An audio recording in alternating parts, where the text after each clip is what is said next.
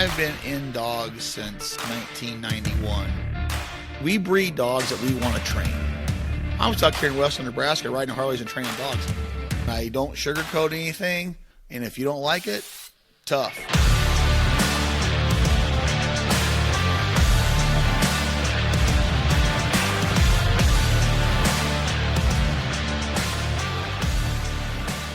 Welcome to another episode of the Flatlander Kennels with Chris Jobman. Thankfully for both me and him, I'm just hitting record now because I just got a tongue lashing from Chris. I don't understand your thinking, but it wasn't a tongue lashing. We're very different people in the brain.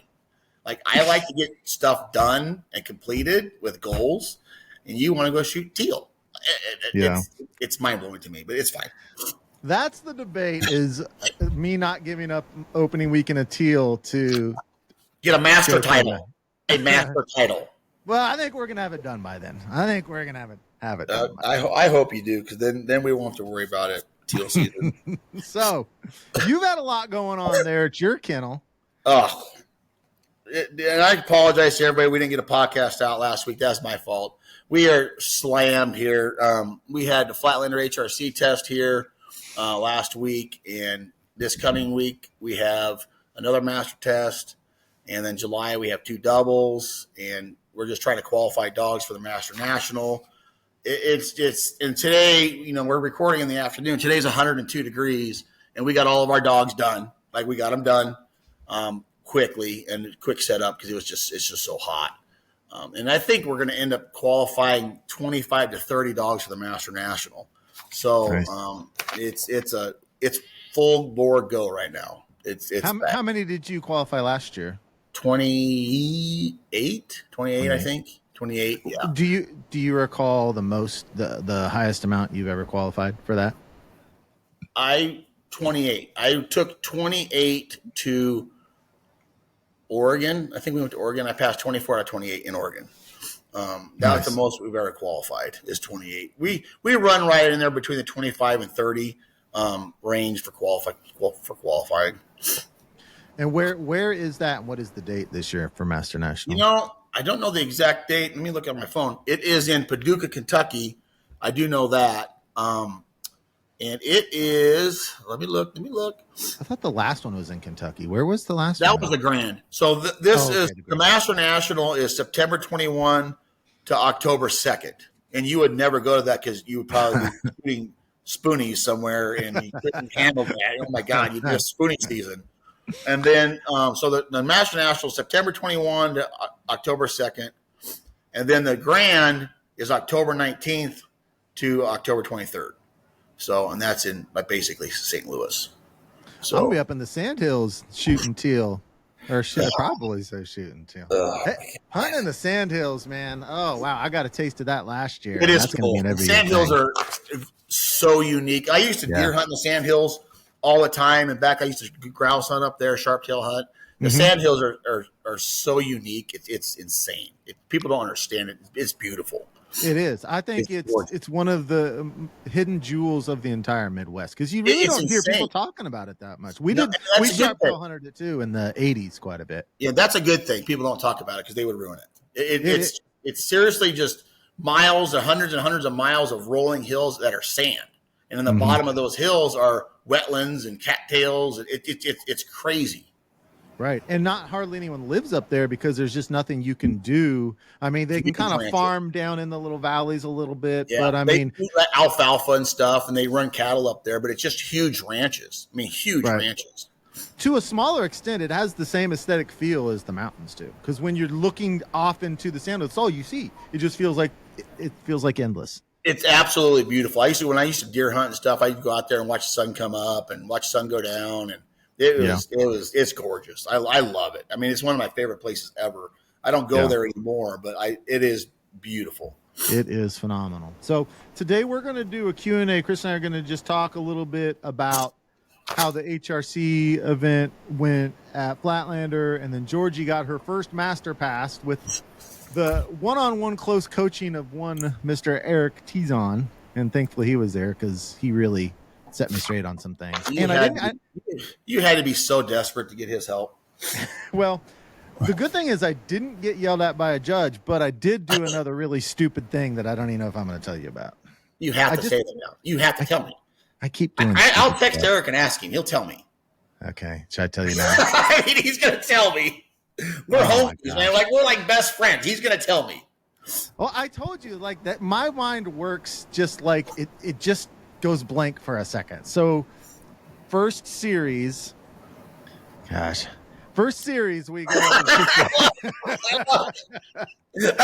can't wait. It's just around the horn triple with the blind was there a blind? I'm not sure there was a blind and the honor and a flyer, no blind. And so I stood up. First, the flyer goes out. Georgie's staring at it. No problem. We swing to the middle bird. So flyer was the first bird? The flyer was the first bird. Woo! Ooh, yeah. First bird. It was quite a distance away. So she's staring at it. So we go to the middle one. They float, and she's not turning to look at it. And I just wasn't even thinking. I took the gun off my shoulder and lowered it clear out over her head, 3 feet from my shoulder. Let's hear it. Teal's coming. Teal season's coming. It'll be fine. It'll be fine. I don't know what happens. I think that I get to doing things in training and I never realize I'm doing them. Yeah. They just happen and I don't think that I really even think about that I'm doing them. What did the judge say to you? She was really cool about it. It was Deb. I can't remember what her last name is. She's a really nice lady. She just said, hey, you can't do that. And she went on to. So then after she said, you can't do that, I actually spoke and said, okay. And Eric's like, yeah, you should have been out for that too. Oh my God. I'm like, well, yeah. Well, don't talk to me if I can't talk. That's what would have been my point. Right? Like, you were talking to me, but she didn't say anything about that. But she just coached me through it and gave me a warning. But it's just, I feel like such a fool when I do stuff like that. So you're 2 for 2 in master tests with judges yelling at you and giving you a warning. Yeah. Perfect. You're 100%. 100%. I can't wait till you get out here in a couple of weeks. It's gonna be so fun. I've got that one because I've got that one on video. I'll send you a little video clip of how awful it is. I stuck the gun one-handed. I stuck that gun way out in front of her head. You know what? You gotta do what you gotta do. You gotta pass. Who cares? If you're not cheating, you're not trying. So that's how anyway, I will say this, that we talked a lot about the mistakes Georgie made in the first master test with the water, specifically with water. And she only barely cheated on one piece of water, and she just bowed a little bit. She was almost perfect on all her water. I watched the one video you had on your story or whatever you had on it. I can't remember where, and she took that one corner really nice. I mean, she took it great, confident, and she hit it, and she took that really good. I watched that because I was saying, well, has he worked on it? And she hit it really good. I watched it. Yeah, she was like that on everything. She was almost flawless. I didn't have to handle a single time on a single mark throughout the weekend. She was just almost flawless. But the thing that so after the first series, Eric said, do you want me to candy coat it or do you want me to dissect it? And I'm like, yeah, give it to me. And basically his feedback was, I'm letting Georgie run the show. I'm letting her. So I'm not rehealing her. I'm just letting her go out and do it. And I'm not working it as a team. I'm just not crisp at the line. And I'm just letting her kind of dictate. Well, here's the thing. And he learned from me, and I mean, the longer you let that go, eventually she's going to be uncontrollable. Yeah. I mean, uncontrollable. You won't be able to do anything with her. So he's right. You need to, when we did that today, because we've been running so many master tests and HRC tests, and I'm running 20-some dogs this week in our test here. And I literally worked on line manners today. Like it was like a drill sergeant. And because we're running so many tests, so they're getting loose. And that's the same thing you would need to do with Georgie is ratchet her down. Yeah. Put control on her. Right. So some of the things she's doing. So if she comes back from a mark, hands me the bird, I say, sit, heel. I grab the bird. She sits up and she's not sitting anymore. Yeah. And then I put it in the bucket. I tell her to sit. And so I'm allowing her to be really sloppy at the line. Now, the good thing is, so he coached me through this after the first series. The second series, I implemented. It's like I was all over her. I wasn't letting her get away with it. And one of the judges was like, oh, so much more control this time. There you go. Yeah. For sure. I just needed that advice so badly because I think what I was getting into was afraid to make mistakes. So then I just wasn't going into action. I was just being quiet and not being assertive, not being a leader through the situation. Well, here, and some judges in HRC and AKC, if you say, sit multiple times and your dog's not sitting, they're dinging you for trainability. Right. I mean, they literally could fail you for trainability because you're giving multiple commands and the dog's not doing anything. Especially if you do that over 3 series. And the next thing you know, the dog's, big and loop behind you and just everything's really sloppy, they could get you for trainability pretty good. Yeah. And she did come around behind me on one of the mark seals, which she doesn't hardly ever do, but she did on that one. In fact, the last series, so I can correct everything with the sitting and all that. The thing I'm concerned about is her vocalizations because coming out of the holding blind to walk to the line, when I heel her, she normally lets out noise. And Eric said, hey, this is your time. If she does that, get her back in there, redo it, re-heel her. Yes. So the second series, I re-heeled her like twice. The third time she came out, she was even more vocal. And I looked at Eric and he's kind of nodded. He's like, just go ahead and go to the line. But the third series, when I walked her to the line to heel her, she was as vocal, more vocal than she has ever been. It's almost like she was trying to tell me, no, I'm going to do this and you can't stop me. She's frustrated. She was so vocal. She's frustrated because what you've done is you've started putting a bunch of control on her and you're like, what, like Eric told you to do. So now she's frustrated. Right. And that's how she's letting out her frustration. Does she ever do that in training? Ever? I'm not like that. She might. Because in training, if she lets out even the smallest whimper, you need to jump in her because that immediately and make it a capital crime because that's what if she's whimpering in training, the test is going to be way worse, and you need to let her know that's not going to happen. She was so vocal on that last series and actually went ahead of me and stuck her head in the bucket. Ooh. And Deb's like, you could be out for that. Yes, you could.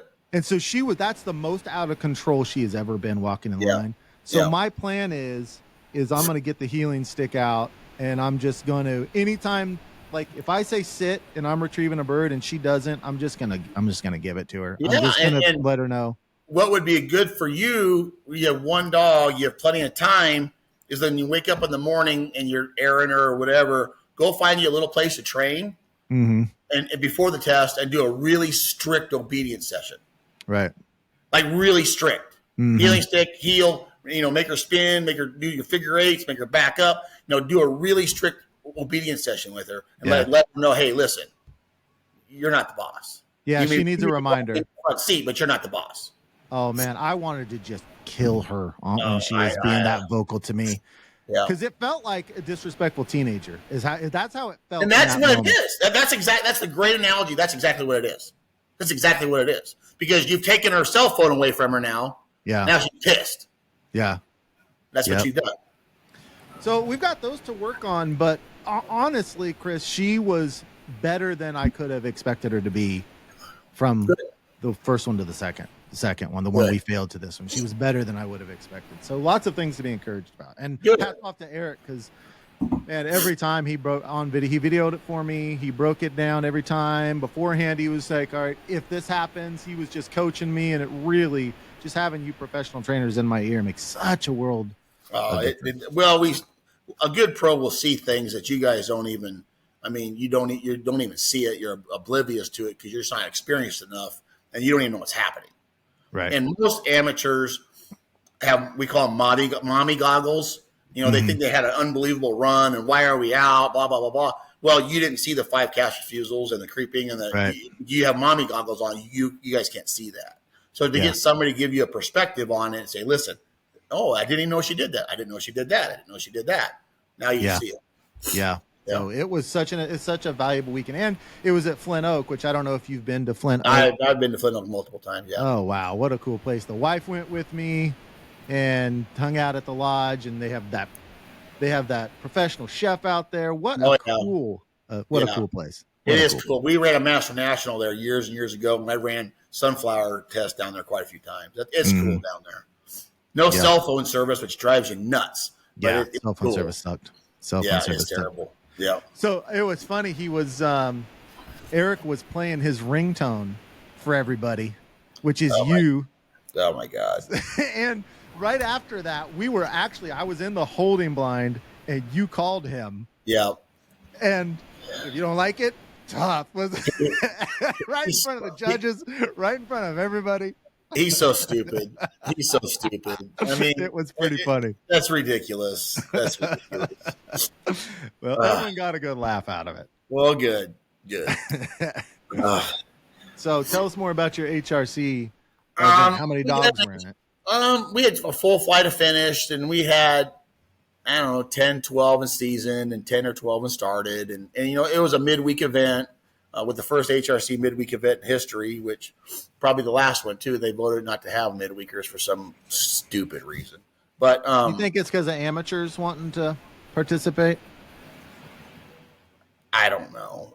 I think it's, a lot of times they're stuck in 1985. I mean, it's idiotic to not vote for it because it adds more tests to the region. It adds more tests. You can run if you can run Wednesday, Thursday, and then you can go to another test Saturday, Sunday. It opens and frees everything up. I don't understand why adding more tests is a problem. The governing board at the HRC voted it's not allowed? Yeah. Yes, the board of directors, which is the president of every club, which I am, they literally voted 2-1 not to have midweek HRC tests. And did they give a reason for that? The number one factor was they think that's going to midweek test. They think that's going to hurt weekend tests, weekend clubs. With how so? Just less I guess more opportunity to run something. And they don't go to the weekend. I don't know. It doesn't make any sense to me. It makes zero sense to me because what happened here was we had our midweek test, and then Hidden Pines and Cheyenne had theirs on Saturday, Sunday. So we had our Tuesday, Wednesday test, Saturday, Sunday, and Hidden Pines was 100 miles away. Mm-hmm. They came and ran our midweek, went and Hidden Pines, and they did a big circuit. Right. And it's dumbfounding to me that it didn't. That they voted it down. We're adding more tests. Because it's difficult to get into finish. Finish fills up really fast. Yeah. Let's add more tests. Right. It's common sense. And we're stuck in 1985 still. I mean, it's idiotic to me. Yeah. But that doesn't make a lot of sense. It makes no sense. It makes no sense. Yeah. Because as an amateur, that's one issue that I ran into was finding enough tests to go to. I mean, I traveled clear out to Wyoming. That's a long ways away to go. Yeah. Exactly. And we're adding midweek tests. And for some reason, it's not good. I don't know why. But anyway. Well, you ready to get into some questions here? Yeah, let's get to some questions. All right. Before we do get into the questions, come join us over on the Facebook group when you get a chance and make sure to sign up over there. There's a lot of conversation going on, and this is where we get our Q&A questions from. Also, when I get it ready, I'm going to post Georgie's Masters test video that I make. I'm going to make a video about that where all 3 series will be in there. You'll be able to see that over there. So come on over to the Flatlander Kennels Facebook page to better participate in everything that we have going. All right, let's just start from the top and go straight down. Sure. All right, first one, Josh Schwab. Pup has become very mouthy with bumpers, water retrieves. Chomps on the bumper on the way back, but doesn't do it while doing landmarks or any other time. The pup is 8 months old and is through force fetch. So it's doing what now? Chomping on water retrieves, chomping on the bumper on the way back, but not on land, just on water. So the dog's bringing the bumper back and it's squeezing the bumper. Yeah. I would probably, if it's doing it as it's swimming, I'm guessing it's swimming and it's doing it as it's swimming. Yeah. I would probably give like a real stern recall whistle or like get in here with maybe some collar pressure, which is like indirect pressure. So you use indirect pressure to stop what they're doing with their mouth. So you're giving them the here command to take their mind off of the chomping on the bumper. They're acting on the here command. And getting them in closer. You see what I'm saying? Getting them in faster. Yeah. I don't, because you can't say hold. They're already doing that. Yeah. So I would use like a real stern here with some pressure, and every time they chomp, here with some pressure, and get them to get back to you, and it takes their mind off of maybe chomping on that bumper a little bit. And you know what? Honestly, how bad's the chomp? If they're just squeezing a little bit, not a big deal. If they're crushing birds, that's a big deal. Mm-hmm. But if they're just barely squeezing a bumper, it may not even be a big deal. Who cares? You know? Would getting a different type of a bumper help that? Yeah, maybe. I don't know what kind of bumper they're using, but most, plastic bumpers there's some sort of squeeze to them. Yeah. But I would use maybe a real stern here with some e-collar pressure, that sort of thing. And if they're crushing it all the way flat, that's one thing. But if they're just barely, it's another. So I would use that here command and see if that helps. All right. Next one, Dakota Tommen. How to improve marking coming out of swim by into channel pattern blinds. So that's the level of his dog. He's coming out of swim by and he's working on channel and pattern blinds, but he wants to know how to improve marking, I guess, for a dog that's at that caliber. Singles. If they're going through swim by and channel pattern blinds, they've got a lot on their plate mentally. And I would just run lots of therapy singles, easy doubles. I guess I don't understand the question about how to improve marking. Were they a good marking dog before they started that, or not a good dog? I mean, I would just run lots of singles, honestly. There's a lot of stuff going on in that dog's head right now. Now, I know you've answered this before, but I can't remember, and I'm curious. I know when I was out there, rarely did you do straight up triples. You Very did seldom. Lots of singles, Yep. some doubles. Why, if the hunt test is triples, triple. why aren't you doing more triples in training? It causes a lot of problems. It causes you do a bunch of triples, right? You start getting a dog that starts head swinging. The first mark isn't even down. They're looking for the second mark. So, it hurts their marking. So they're head swinging to the next one. Next thing you know, they're having big hunts and the big ugly hunts. Then you send them for the memory bird, another big ugly hunt. And a football team doesn't scrimmage every single day, all day long. They break it down into like plays, and work positions. on concepts. Yeah. And so you're working on singles, see the bird, go get the bird, fight the factor, go get the bird. If you do a triple all the time, you're hurting the dog because the marking is going to go down if you do triples all the time because they're going to start head swinging, like I said. And then they're going to start missing that mark, and they're going to start getting a big hunt, and next thing you know, you're handling. And we very seldom do a straight up triple. It's like a football team doesn't scrimmage every day. It's the same thing. You can't do that every single day. Okay. Especially if you're running lots of tests. If you're running lots of tests, we do lots and lots of singles, because they're getting their multiples on the weekends, right? So now we've got to break that down and start doing singles, start doing your D cheat and you're cutting the corners, honing them simple skills that they need to have to pass a triple. Like if they run around the corner of the water, you're out. So you run a single to teach them, hey, you still got to get in the water, that sort of thing. So testing deteriorates training. Bad, like really bad. So you have to condense that, simplify it, and go back to simple things again, or you're going to be in deep trouble. All right, next one is Jimmy Getz. It says 30-month-old female senior hunter. 3-month-old, 30-month-old, so 2.5-year-old. Female senior hunter with 2 master passes started popping on the third mark 25 to 30 feet from the mat. Dog does a good job of marking first 2 marks in training and test. She tells me she knows where the third mark is, looks out well, no head swing, good attitude in all aspects of training, does not pop as often on a standout gun on that third mark, but almost always on a hidden gun, even in water or land setups. It's almost like now it's a habit. Breeze through senior level hunt tests.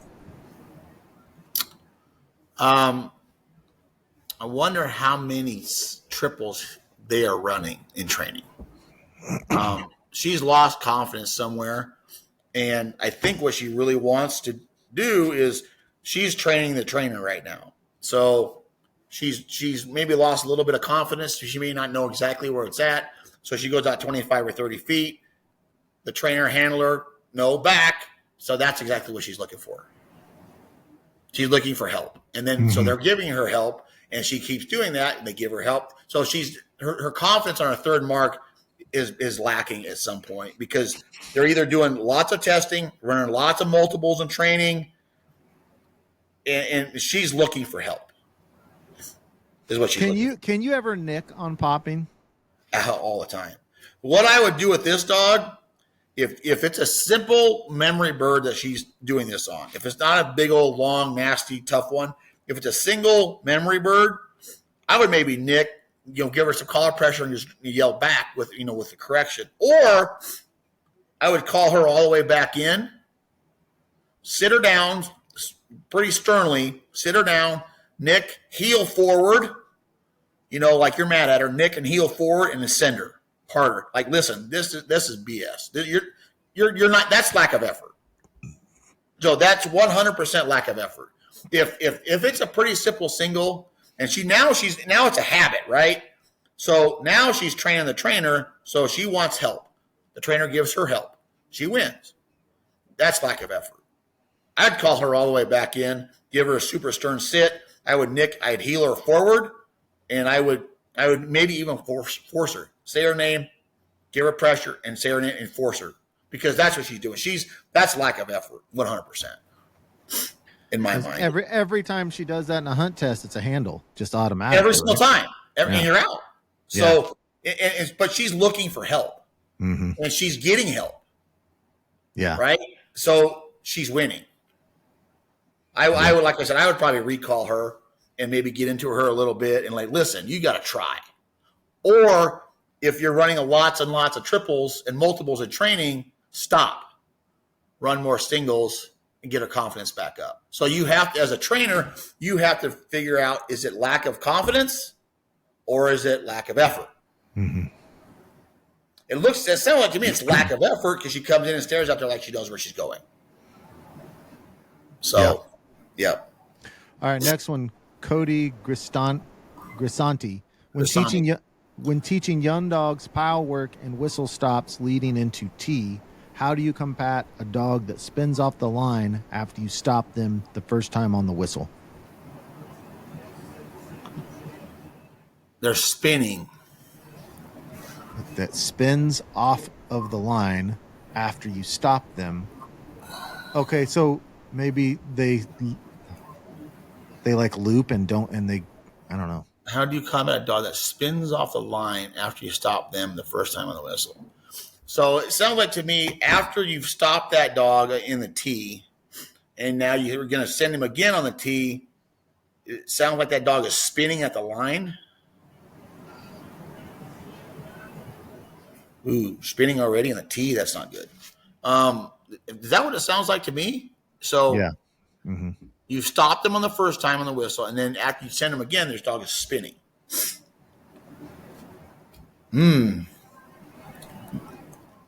I would maybe revisit force to pile, honestly. So why is that dog spinning after a whistle? So there's confusion. It sounds like there may be some confusion there. Think it spins when it whistles or spins on the command after the whistle? I don't know. When teaching a young dog power work and the whistle stops leading into T, how do you combat a dog that spins off the line after you stop them the first time on the whistle? I really don't know. I know Cody. Cody's a great dude. I guess I don't understand the question. I guess we need to ask him more about it. But spinning in the T is not good. That's a really, really, that's not a good sign. That's dog's confused or maybe too much. It's called a pressure spin. If he's talking about a pressure spin, it's a pressure spin, mental pressure spin where the dog is mentally not all there right now because he's got a lot of pressure on him mentally. So that's what they do. They spin when they leave out. They spin. That's called a pressure spin. So can that happen from someone that's just applying too much pressure over time? No, not necessarily. In the dog's mind, they think there's been too much mental stress. Mm-hmm. And in certain dogs, it could, just pop up out of nowhere. Other dogs, it never shows up. But that's not necessarily about the dog's had too much physical pressure. It's the dog is mentally stressed out is what that is. Mm-hmm. And once that starts, that's really hard to fix because they do it so what happens is when that dog goes through everything, the second that dog gets mentally stressed, they start pressure spinning. Mm-hmm. And you don't even know. You're like, oh, man, I haven't even done anything. That's that dog's get out. It's a pressure spin. And a lot of times you got to run, do more run to pile without forcing. Let them, hey, this is okay. Sometimes you have to force it out. I've forced it out of dogs before too, which isn't fun, but I've done it quite a few times. But if it's a pressure spin, that dog is mentally worn out just a little bit. But there's also some dogs that genetically are mentally not strong, and these dogs like this crap just pops up. It's like training a water leak. You plug a hole, shoots out one side. Plug a hole, shoots out the other side. And some of these dogs genetically are mental. They're not very strong mentally. And dogs that do these things are usually like that. So. All right, these are some fresh questions. We haven't. All right, and I wish I knew Cody. I know Cody, and I should answer him on this and have him give us some more detail on what's going on. Let's do that. Yeah. All right, Drake Harbison. Any tips for force to pile with a more timid dog? I haven't started yet, but I know from Force Fetch that he doesn't handle pressure very well. What tells you he doesn't handle pressure very well? Is he crying wolf, or is he really doesn't understand pressure? We have forced some of the most timid dogs you've ever seen in your entire life. And if these dogs understand pressure, they can be forced. Now, I'm not saying force them on a 5, 6, 7, 8. I'm talking force them like a 1, right? Some dogs are super low. Most of the time, it's a British dog or whatever, and we've trained a pile of them. Their dogs can be very timid, but they can. If you do your collar conditioning properly, if you do your force fetch properly, and you take your time and you teach the dog what you want out of the dog and how the dog can shut off the pressure, you can force a timid dog. You can force to pile a timid dog easily, real easily, actually. Because most of the time, timid dogs want to do the right thing. They never want to be in trouble, ever. So you start forcing a timid dog, they're like, whoop, you nicked me, I'm good, let's go. And they're actually not too bad to force because they don't ever want to be in trouble. That makes sense? Yeah. So, would you rather have a timid dog or a stubborn dog? Or a hard dog? If you had to choose. I would probably have a dog that was a little bit more stubborn and a lot more go than a timid dog. Timid dogs can be hard. And the hardest dog to train in the whole wide world is a stubborn, soft dog. Mm-hmm. They exist, and they are so hard to train. They are so hard to train because they're stubborn, so you've got to give them pressure. And then they're soft. They're soft and stubborn. It's a horrible combination. But I would probably rather have a little bit more of a stubborn dog than a timid dog myself, to be honest with you. Stubborn dogs normally have more go, and timid dogs normally have less. Stubborn dogs, if you can break through that little rough barrier, they're good. They're fine. Once you realize, hey, I'm the boss, you're good to go. Timid dogs, you're literally walking on eggshells their entire life. Like, ooh, let's not do this. It might get scared. Ooh, let's don't. So you're literally walking on eggshells. A stubborn, hard charging dog, give me that all day long because you can deal with those dogs. You can train those dogs. So they're usually a little bit more forgiving. I've never had a male dog, so I'm curious about this. Do big males, do you have to run into like alpha stuff with big males versus females? Yeah. Some of the big alpha males are some of the best dogs in the entire world, but it takes an alpha to train an alpha. Mm-hmm. And if you're not constantly looking to push it with you. Yeah. Or they finally just give up and say, you know what? You're the boss. I'm not. We're good to go. But I'm the boss of everybody else. So those alpha dogs, it takes an alpha to train an alpha. And they literally have to respect you and or fear you as of the other alpha. Mm-hmm. They don't respect or fear anybody else. Yeah. Like they literally, somebody else will grab them like, oh, here we go, substitute teacher. They don't care. They don't care. So, but it takes an alpha to train an alpha for sure. All right, next one, Dakota. Another one from Dakota Tommen. Question about the transition from swim by to channel blinds, building pattern blind. We have learned 3 legs, all over 100 yards, 1 channel, 1 angle entry water, and 250 yards on land. Issue is arising with marks. What was a great marking dog is now running at the gun station on long marks and hooking backside hard. We just started adding marks and other factors to the pattern blind field. Should I hold off on adding more blinds to this field until marking improves? And is this normal at this age? Also, drive is still all there. Great, man. These questions are great today. Wonderful. All right, let me think about this. So you're going for your pattern blinds. You're in your pattern blinds. You're in all your stuff. You're adding your marks, right? And the dog, you're adding your marks in your pattern blind field, and the dog is not marking as well in the pattern blind field. That's what he's saying, correct? And even backsiding the blind. He's backsiding the gun.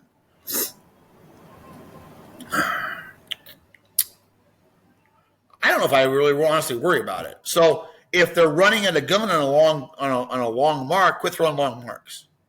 You're literally letting that dog run you don't want them running at the gun. So why are you doing the long marks inside your pattern blind? How long are your pattern blinds? Like, what's a long mark? So the dog's running at the gun. Why is it running at the gun? Where in relation is your pattern blind to the mark? So what I'm trying to say is if your pattern blind's at 1 o'clock and you throw a mark at 12 o'clock, is it running? Is there enough room in there for the dog to make the right decision to go get the mark, or is he backsiding the gun to stay off the line to the pattern blind? Or has the dog gotten in trouble? Has the dog gotten in trouble for going back to the pattern blind when he threw a mark? Is it avoiding the line? You see what I'm saying? Mm-hmm. So let's just say if you ran a pattern blinds and you throw a mark and the dog runs back to the pattern blind instead of the mark. So did the dog get in trouble for going back to the pattern blind? So now you rethrow the mark, the dog backsides the gun. Is the dog trying to stay off the line to the pattern blind and try to be a good dog? Or is it see what I'm trying to say? Is it too tight to the line? Yeah. There's not enough in here to figure it out. So if they're running at the gun on long marks, quit throwing long marks. What was a great marking dog? I mean, how far are the distances? What are we looking at? He backsides the gun. So is he only backsiding the gun and not marking well inside the pattern blind field? What about the marks outside the pattern blind field? Is he doing that same thing there? You know what I mean? Mm-hmm. So if the dog is marking well outside the pattern blind field, don't worry about it. Maybe the relationship to the line to the blinds and the marks are making him push around all the guns. You know what I'm saying? Yep. I just don't know, because like I said, if the dog is marking well outside the pattern blinds field, I wouldn't worry about it myself. I don't know if I answered that question correctly or not. But I think you tried the best of your ability with the information that you had. How long is your average mark when you're training? We throw them anywhere from 250 to 40. Like it just doesn't really matter. It's whatever wherever we're training, whatever we want to do. Like, we don't throw much stuff past 250, 225 anymore. Like I used to all the time, but we keep it, our longest mark, 200, 225 yards, maybe 250. Our shortest mark, I have a hard time throwing anything inside of 50 yards. It drives me insane. But we have to do it because you see those in tests. So we try to throw a real short bird. So all the time, usually in our training setups, we have a long bird, we have a medium bird, we have a short bird. We try to get in all the distances. let's do one more question, and then we'll wrap this episode up. And then our next episode is going to be another Q&A, and then the one following after that is we're going to go back to the flow chart because we haven't done that for a little while. So let's do one more. This is Walter Brown. He's contributed quite a few questions in the past. This is the one Walter couldn't get his dog in the water, if you remember that question. Now we're running water blinds. So now There we're we worried go. about treading water. Walter says, on water blinds, how do you get the dog to just stop and tread water instead of moving forward towards you or some other direction? So you blow the whistle in the water, dog should turn. If the dog is swimming to you, you give him you go back. You give him a back command with your hand back. Turns around, then you blow the whistle again. The dog spins around, starts coming to you, you go back. You keep doing that until the dog realizes and learns how to tread water. It's like a yo-yo. Back, goes back, stop, blow the whistle again. It comes at you back. You literally do that like a yo-yo. And you just keep doing that. Some dogs don't tread water very well ever. Like some of them, you can blow the whistle, they'll literally sink because they're treading water. So they literally sink. There's some dogs that just, no matter what you do, there's just in their mind, they got too much stuff going on. Their feet are moving too quick and they don't ever tread water really well. You just have to work on that quite a bit, but you need to work on it as much as possible. They've got to tread water at least somewhat reliably and good, or you're going to be in deep trouble. But I would do the yo-yo thing, coming to you, back, blow the whistle again, sit, tweet, tweet, back, tweet. And you just do that yo-yo, push and pull, and eventually they'll stop. And then hopefully they just sit there and they quit doing that. All right. Well, let's wrap that one up there. I thought that was a good set of questions. I look forward to hearing you answer these next ones for the next episode. You got anything else that you want to put out there before we close down? I don't. These are good. I didn't read these questions at all before we started, so these are good ones. I enjoy these. Are making me think a little bit. Yep. All right. Well, we will see you on the next one then. All right, guys. See everybody at the line. Take dead aim. Thank you. Gotta strike this chord with a humble heart.